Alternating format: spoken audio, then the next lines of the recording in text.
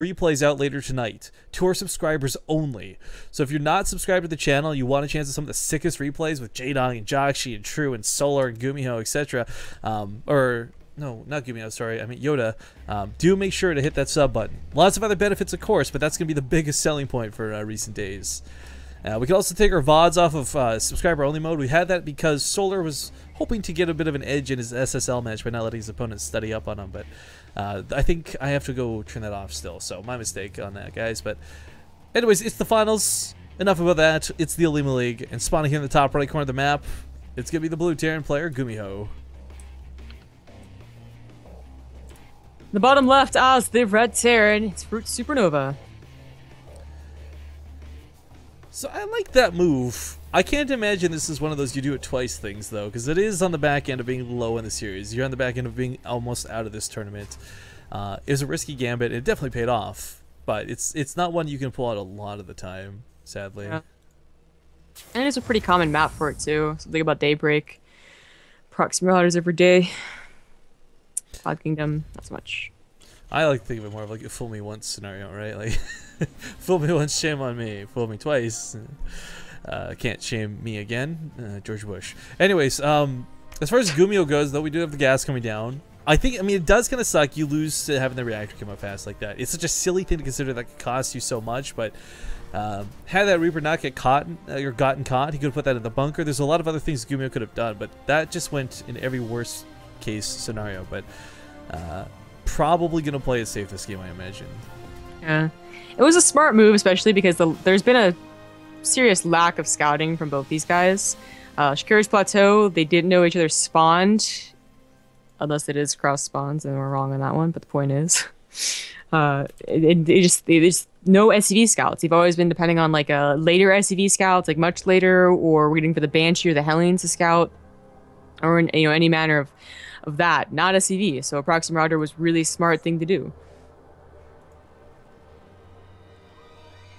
Well, the Reaper opening is not a bad idea. Again, it wasn't the Reaper opening that really cost him that game. It was the Reaper getting caught that did. So, while he doesn't know if there's going to be a proxy yet again or not, he's going to scout a little bit too with the SCV. I'll just go with the command center, never mind. Yeah, no scouting. I don't need it. Well, I mean, I guess it's technically both, but... a little bit of scouting. A little column A, a lot of column B. The Reaper will get the scout on Supernova.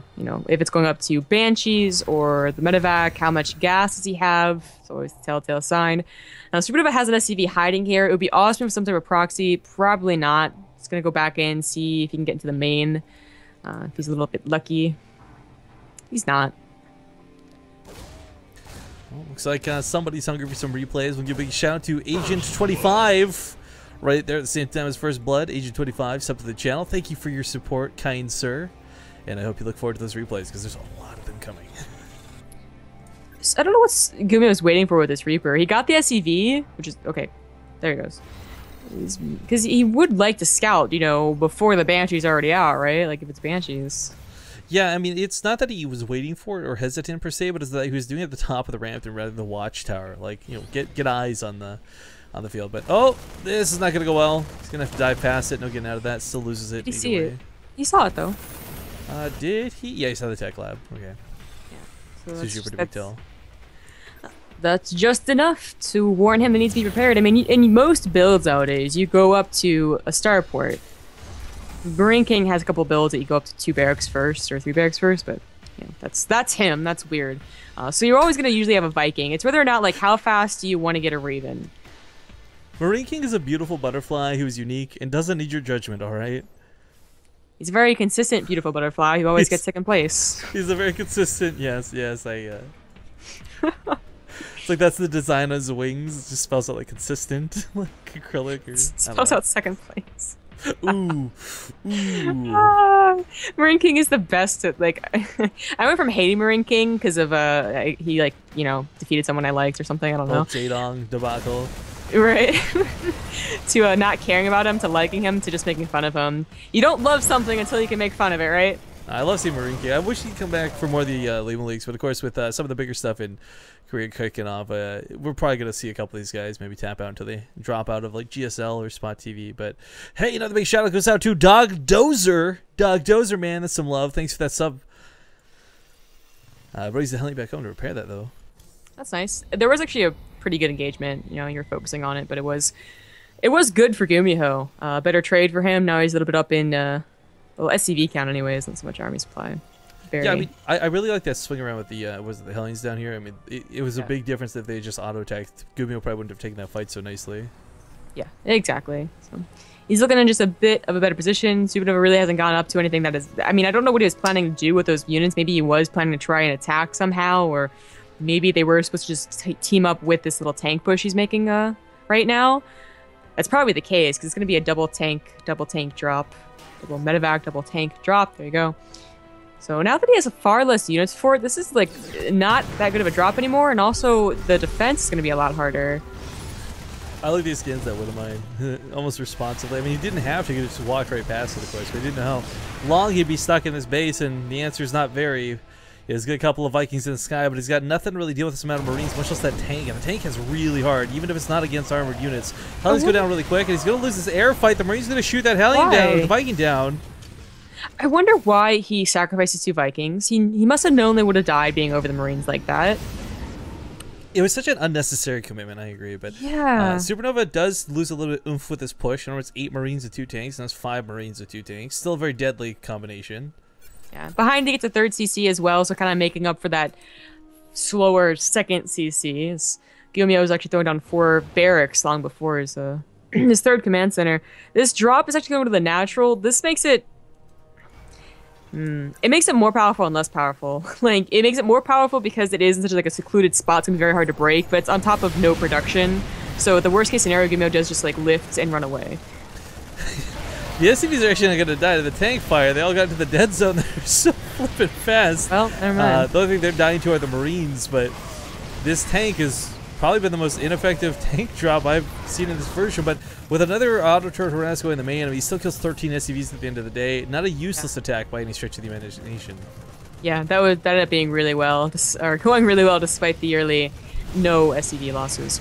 But now down by 6, and with that fast 3rd CC, it's kind of up to Gumiho to decide what he wants to do. If he scouts the 3rd CC is down, he'll decide, you know, take the 3rd CC himself, be later on the economy, or go for like a big 2-base attack. And this sometimes does happen in TVT. It actually happens a lot, where if they're both going to go Marine tank, it's up to decision. Like, you know, one player goes for the what barracks? Yeah, like wait, why does he only have 1? Oh, 5 barracks, 2 CC or 3 CC, and try and hold on and, you know, not die.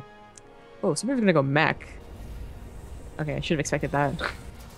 It's Supernova. I mean, not to say that he wouldn't, but it is just more unexpected to see him do otherwise. Gumiho, though, he's going to be playing Bio, so it's not going to be mech versus mech this time. And there is some very scary dynamics to this. Supernova is definitely one of those guys. He's willing to put the Hellbats in the medevacs, boost on top of a Bio army, and laugh his way to victory. So it could not be the best choice for Gumiho, but at the same time, you know, he's already got a lot of Vikings in the sky. That scrappy fight earlier, as weird as it was, did neutralize the Viking count, so Supernova doesn't have this big lead yet, but yeah, he's going to get there. He's going to keep producing these. Yeah, and he's much faster 3rd CC, up by about 10 supply. With only Marines, I don't know if there's really anything Gumiho can do here. Yeah, the Vikings cover any drops on top of the tanks. Alright, he sims into the natural, gets a couple of SCVs, but with tanks there, you won't get too much done. I think now that's a confirmation that it is mech as well, and of course confirmation that the 3rd is down.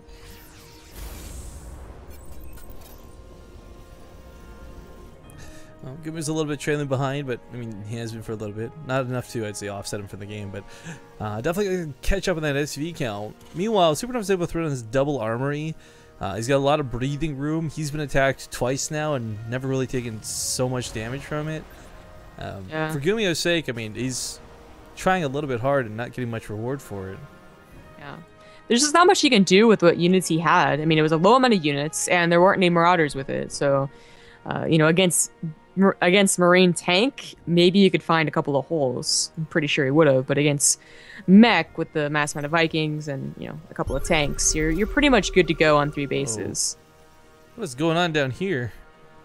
Cool looking graphic. I guess I never really It's a vent. It's keeping it afloat. It's Cloud Kingdom. It's in the clouds. No, it looks like there's like it's like a hydralisk attack or something. Like, I don't know. Maybe. It's been so long since it's been a Cloud Kingdom. I forgot about some of the cool doodads in the terrain.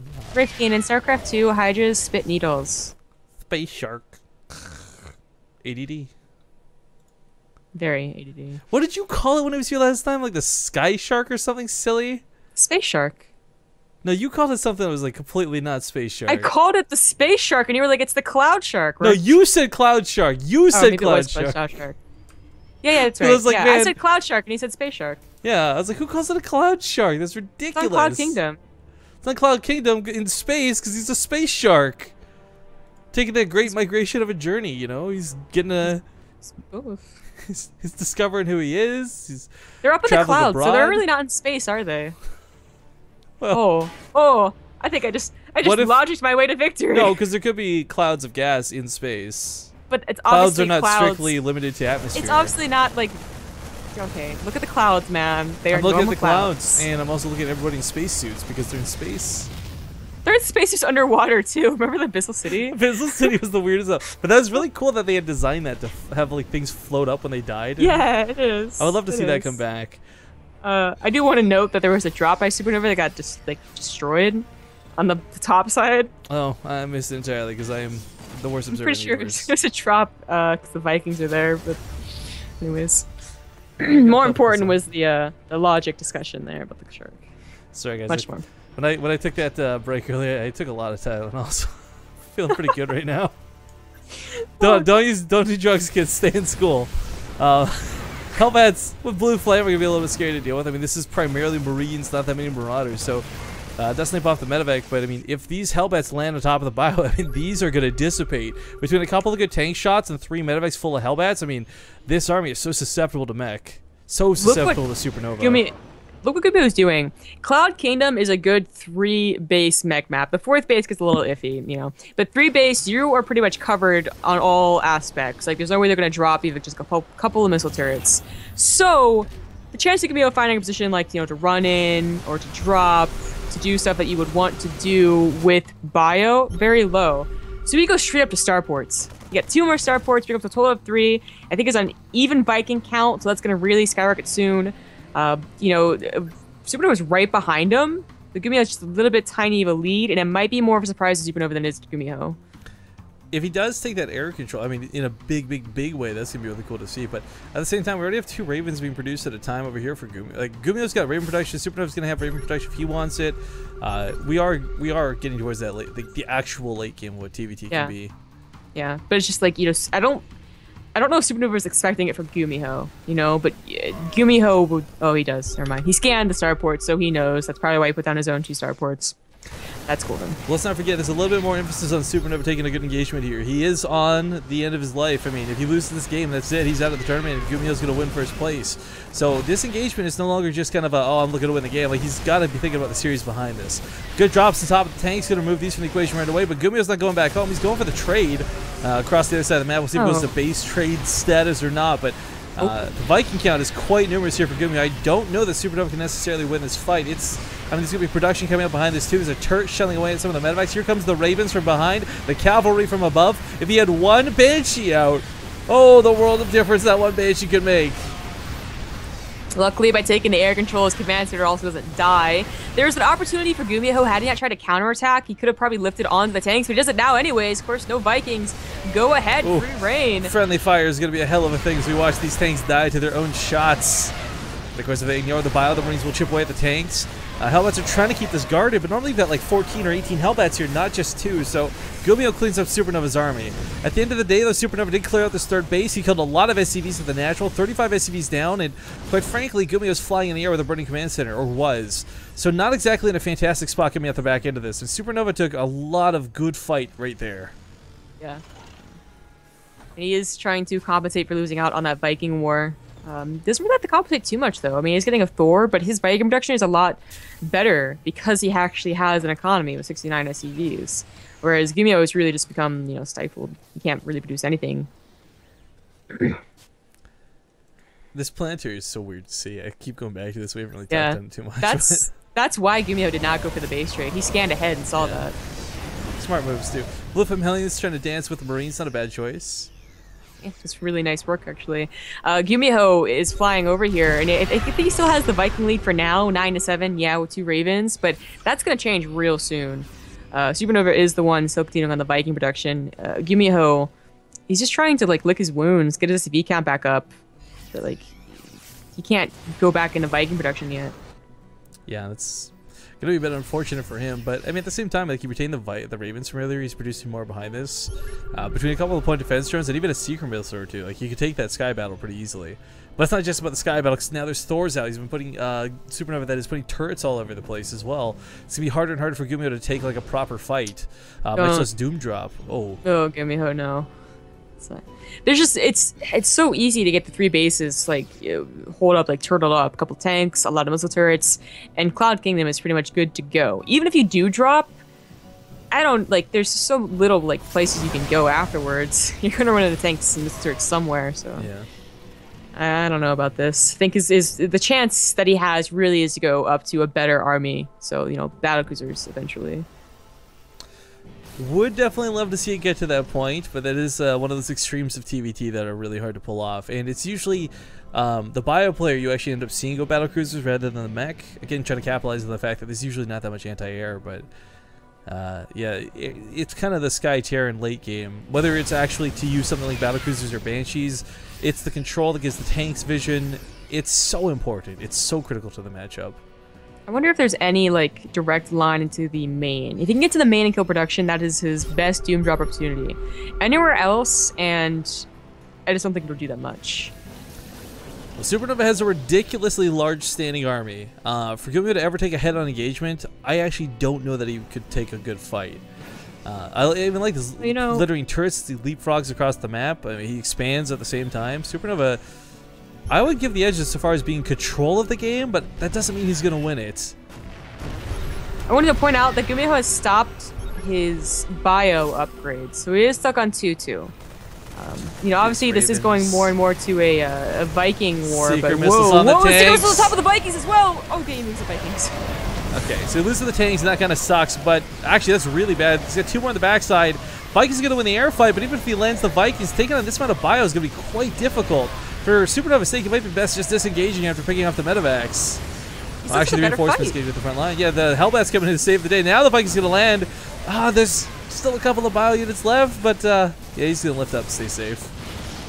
It's Gumiho, you know, by using the secret missiles on the tanks, he couldn't use it on the Vikings or the point defense drones. Supernova, that's just rude. It's not rude, but I actually like it, because if he makes it a planetary fortress, that's a great point to reinforce to. It is. You know, Gumiho has a good job getting back up to a good SCV count. He's on his own 4 bases. He has an extra 2 command centers that I really wish he had taken the external, like the corner bases a lot sooner. You know, he's building a command center over there now, and I just like, why not lift up the ones you already have? But whatever. Yeah, I guess. I mean, this is really getting blown out to the late game, but the thing about the dynamic about Planetary Fortress is, we did see him go for the high-sec auto tracking way long ago, so Planetary Fortress has a little bit of range, so do the turrets. But when you play Bio, you gotta be so careful with taking fight around a Planetary, whereas Mech doesn't care. Pretty much everything you have is Mech, Thors, tanks, Banshees, they all outrange or don't get shot by it. But Marines, Marauders, they're always gonna get shelled, no matter what. Yeah. I wanted to bring up the upgrade to the bio again. Now, everything was shifting towards a more air-oriented fight, and that's understandable that you would stop. But the problem is that if you lose, or even if you win the air fight, you know, only barely, your best bet as a bio player is to reproduce faster on your bio. So having 3-3 on your bio actually can, like, be very important. Like, it could actually win you the game if you're able to remax faster with those upgrades against the mech player. As it is, he's not really remaxing faster. Supernova is keeping on par, and he's taking the better engagements anyways. Scans for both players going at the same time, trying to look at what fight they can take. I mean, the Planetary is a little exposed, but not by much. And, I mean, this is still a big roadblock. It will take a long time for the tanks to actually kill it. Both players, though, are on so many command centers at this point, they can keep scanning for days. This orbital is... Planetary! This Planetary's got to be a moment where you're like, wait a minute, what? Seriously? Yeah, it's a drop. If he had SCVs over here, he could have repaired this. That would have been really funny to see. He doesn't repair this Planetary either, though. Might lose both if not careful. It's burning. The Banshees were, I think, outranging the Marines. The tanks were too close to the ledge or something, so he had to back away. Scan's still going down like nuts for both players, looking for opportunities to engage. I love that they added this to Game Hard, by the way, actually seeing the scans on the map. Like, thank you, God. Yeah. Actually, I think it's the folks at the MIT labs or something like that did it, but yeah. Thank you, those guys. Thank you, science. And they both maxed out again, and despite Gumiho taking the he would have less supply after engagements. It is still bio versus mech, so in the end he has a bigger bank. Yeah. But he has he's chosen to just kind of give up for now on the air battle, which might work out in his favor. He might be able to actually. Okay, don't take a fight there. Never mind. I don't know how he gets through the heart of Supernova, but he slices through where the army was not, and he runs through the space. He's gonna kill some SCVs. Oh no! Oh no! For the main, but that's gonna cost him everything because there's so many turrets waiting. This is what the Cloud Kingdom. Oh, you just need a few turrets, and like you may be able to get one good position, but then the army comes and finds you, and there's nowhere else to go. He's fine. Just let him. Just let him be. Just move to the ledge and start killing SCVs. We'll see how out of hand this gets. We'll come back to that Marine later, see if it kills much more. But the Bioforce, still, like, it's maxed out versus maxed out. It's really hard to take a good engagement. I like that there's been a couple of Banshees integrated back into the fight, but this Marine, by the way, has killed not one, not two, but almost 3 turrets. Oh, in fact, this one's going to burn. Oh, he's going to get the SCV too! He's going to kill 3 turrets and an SCV! This guy's the best! But now pushing to the base, I mean, for both players' sake, it's production, that's your weakness. And right now, Gumiho's, well, probably going to lose a lot of his in this engagement. There's so many tanks here on the low ground, it doesn't really matter that there's tanks on the high ground. Meanwhile, he decides to go for not production, but the economy of Supernova. If Supernova repairs this planetary, he shouldn't lose it, but he's not repairing it, so it's going to go down. And now it's kind of a forced out trade. Lots of orbitals are floating, lots of orbitals going to try and stay alive. Gumiho can't break the natural right now, so all of the orbitals are going to go to safety in the main. Although, because that Marine took on all the turrets in the main, he could lift into the main. Yeah. If he loses because of that, that's going to be really cool, but really sad at the same time. However, Supernova definitely looks like he's ahead on this trade. Again, another planetary down here in the bottom right. It's if he repairs it this time, he'll kill so much bio in the process. But oh, the barracks, all the tech labs, like this is just devastating for Gumiho's his potential to remax, quite frankly. There are so few Marines in the army defending that the Banshees themselves would kill Gumiho's production. That's true. SCVs, by the way, pulled across the map to keep them alive, but they'll actually be here to repair, I guess. Unless he runs them into the bio. Oh, a little bit awkward there for a second. He's throwing turrets down. It's Supernova's main. Gumiho has enough money to rebuild barracks. He should start right now at the 4th. Oh, well, this base has got the blue flame. He's got a bad case of the blue flame zombie grub. Okay, but the 4th is still available. There you go. He's trying to throw out Raxus now, but it's picking off the SCVs. Scans go down like nuts. We have Supernova retaining his production, but he's got no money, no income to work with. He's got a little bit of a bank, but nothing crazy. Secret Missile's taking out some of these tanks.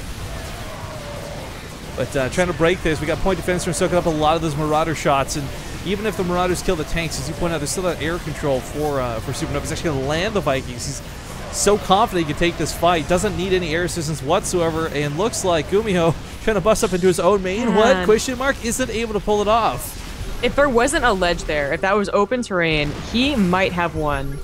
Well, the battle. I don't know. Well, the battle. I don't know if he'd win the game. Yeah, Gumiho's still got production. He's rallying tanks across the map. He's got SCVs coming back home from his opponent's main. Look at all the scans. It's literally every scan he's got. Good game's gonna be called. Supernova will tie up the series 2-2 and give us the ace match, the final game, game number 5 in these finals. But guys, that was a really long